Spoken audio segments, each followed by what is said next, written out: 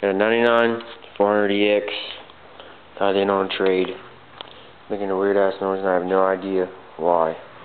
Sounds like it's coming from the carburetor, which I think has been jetted. I should just heard that there. I'm not fucking sure. There's an exhaust, just a slip on. It's like back pressure coming out from the carburetor to the airbox. And it's air. Not fucking sure. I'll start. It won't stay running, but it runs fine whenever you're on the throttle.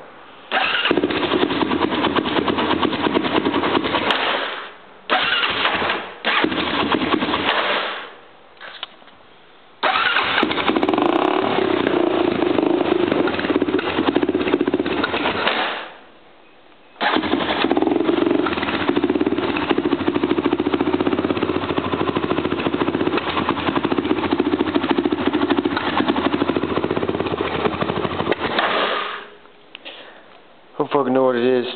I need some help.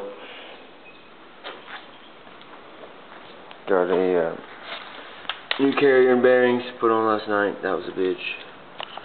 Not sure what this is either. Why it does that shit. There's the old carrier. It's just broken. I had to cut the sleeve off. There's the old starter. Well, any help would be great.